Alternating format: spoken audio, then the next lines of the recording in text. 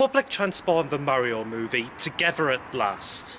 I'm here at Market Raisin Square in front of this building, which, believe it or not, used to be a cinema. The Mario movie over the past few weeks has been in the records for how much of a massive hit it is, even in spite of the critical reception in which critics still actually liked it on average, just slightly less.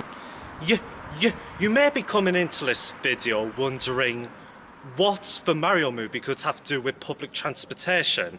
As we all know, Mario is a very car-centric franchise. And what I want to talk about here is possibly the most underrated part of the Mario's movie's success. Like, it is a very easy film to watch. Here's a case study. If you are in a walkable area of town with a cinema you can go to nearby, like what this used to be, or I guess now the Odeon in Lincoln, if you have a few hours to kill, you can walk to the cinema to see what it's showing. And in the case of the Mario movie, you're basically guaranteed a screening every 30 minutes or so. That is great for moviegoers, essentially because it gives you the convenience of impulsiveness, essentially. You may not have been thinking about going to the cinema that day, but because there are lots of screenings very frequently, that kind of thing is possible. The fact that the Mario movie is also a very short film at just 90 minutes is also definitely a factor at play. I would compare it to John Wick 4, which is another very successful movie from very recently. But if you look at its second weekend drop, that went down a lot more than perhaps people were expecting. It seems the prime culprit might have just been its length.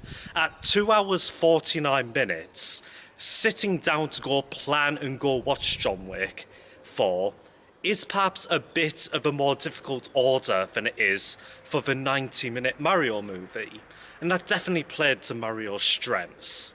All of these traits are certainly even more in play if you're going to a cinema that, say, isn't as walkable or easy to get to.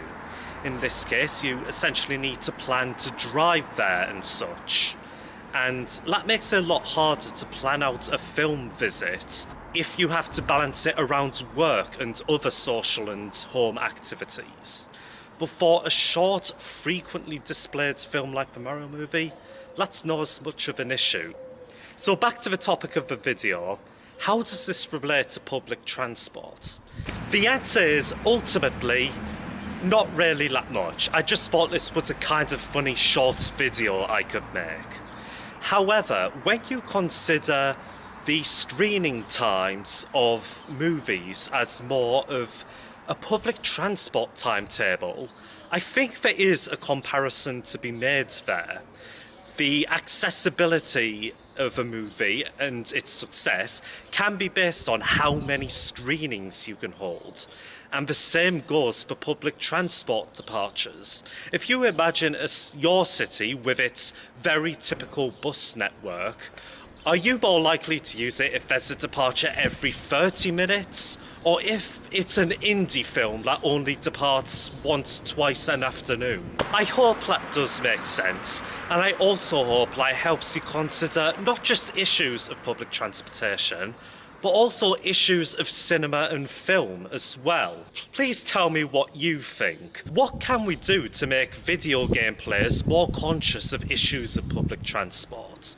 Please leave those in the comments, and thank you for watching.